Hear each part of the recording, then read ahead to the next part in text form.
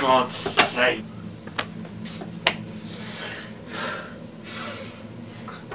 Stop it. Stop it. Stop it. Please, for God's sake, stop it.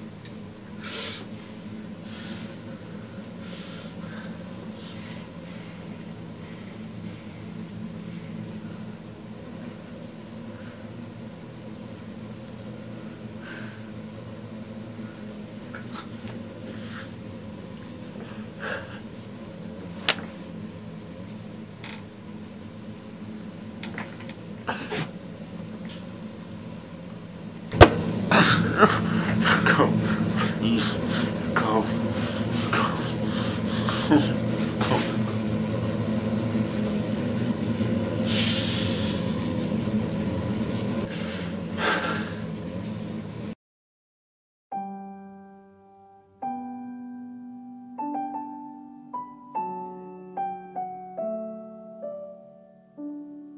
There seems to be an overarching fallacy common to all humans that exist.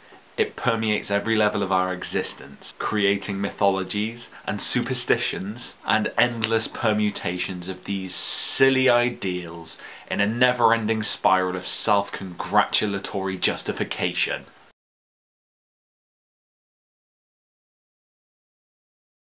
This is the concept that we are special, that we are individual, that ultimately in a universe so infinite in its potential boundaries that we actually matter. Religions perpetuate this swill in their attempts to appease the nether realms and build themselves a better place in the void. Their altruism is a facade of self-fulfillment, to allow their passing to a graceful realm of pseudo-peace, comfort and sexual gratification.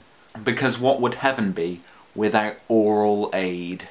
The idea that we are special is one that is hard-coded into the mimetic memory of society and passed down through all subsequent generations. We are the special ones. We can achieve whatever we set our minds to.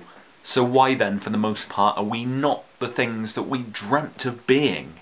It's because the central concept is a trick, planted in our minds to prevent the enormity of existence from bearing down and crushing our puny minds with its massive enormity. The mistruth is one that we weave into our everyday, in every way. How could we face the mundane on a day-to-day basis whilst letting our dreams slip away if we weren't special? There's a fundamental laziness encoded into this way of thinking that allows us to be easily manipulated and controlled. An aspirational way of thinking that goes deeper than the surface way of things. Take reality television for an example. In all of its disgusting facets, forms, idolatrous portrayals, and inevitable betrayals. Everybody wants to achieve without all of that pesky hard work. Oh, the difficulty. Oh, the struggle. Oh, the hardship that makes everything satisfying and actually worth it. Oh, the hardship! Why do we have to endure all of this to simply have the things that we want? Are we not special? Are we not the children begat of God, predestined to attain the giddy levels of mediocrity cynically peddled out by the mass media? Really, it's our parents' fault. It's an idea that's coded into us on a genetic level. The selfish gene hypothesis, which states that our genes want nothing more than to replicate and dominate. This extends beyond a mere genetic level and actually goes into how we as creatures evolved to better ferry them around, removing broad concepts of morality and taking away a pinch of our free will. Thus, our parents, and us as the continuation of their line, and true key to their immortality, shower us with adulation and the saccharine sweet promises of brilliance.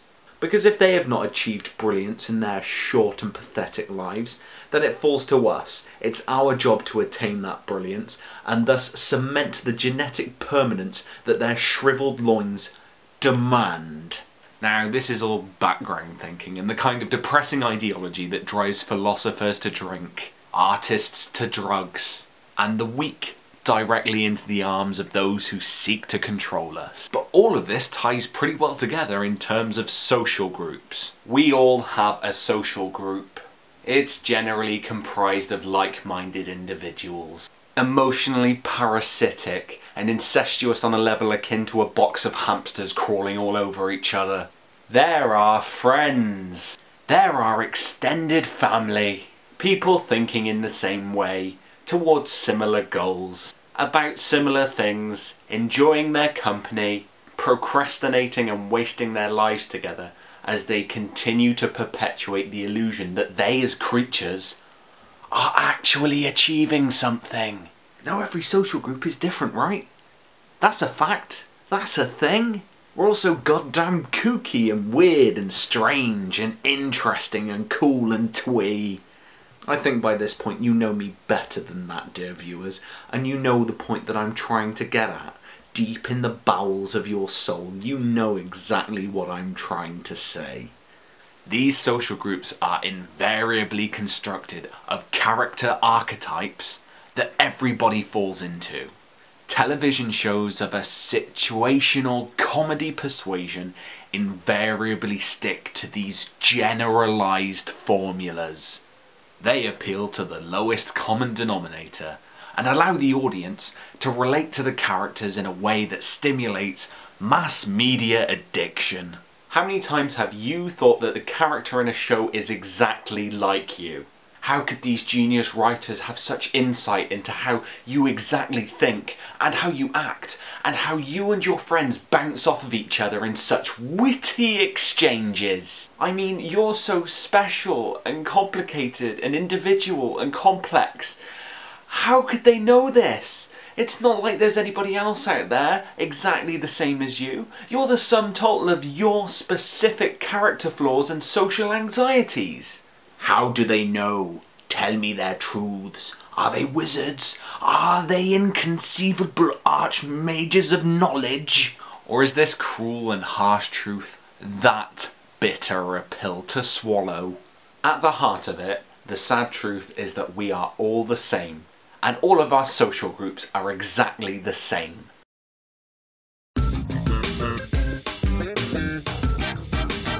The pretty one, the ditzy one, the smart one, a sarcastic but lovable one, a sexually obsessed pervert, and of course, the all-rounder.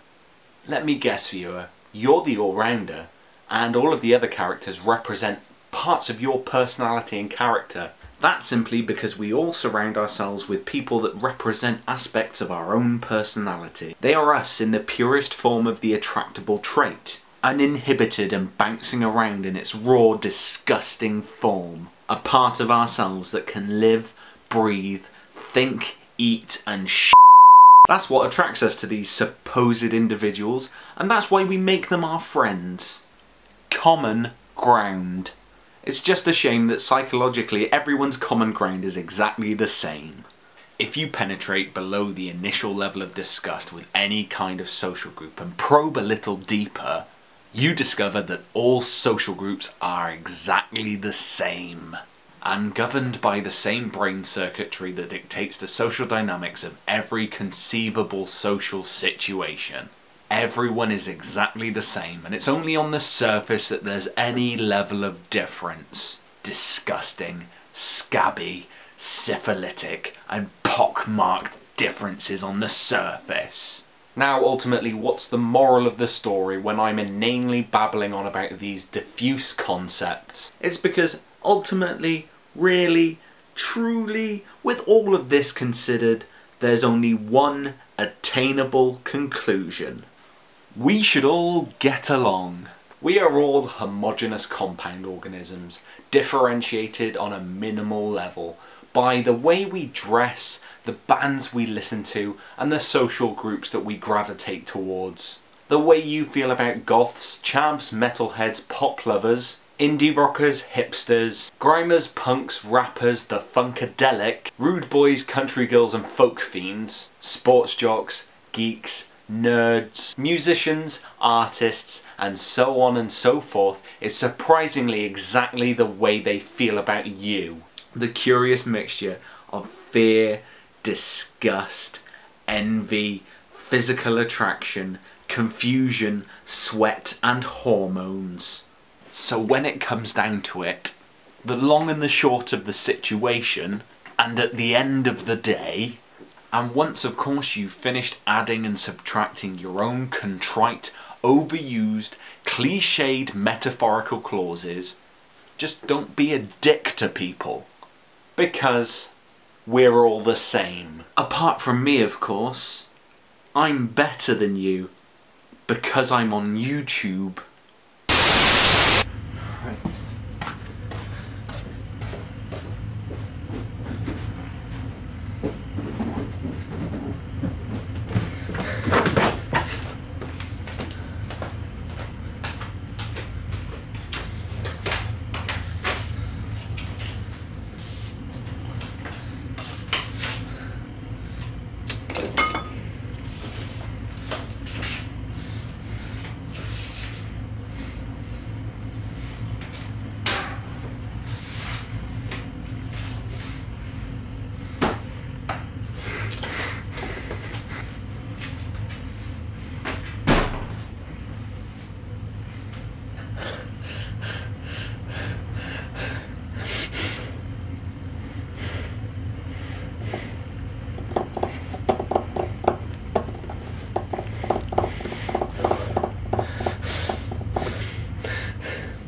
Right, you can do this.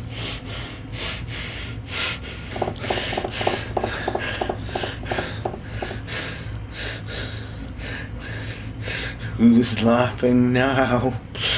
Who's laughing now?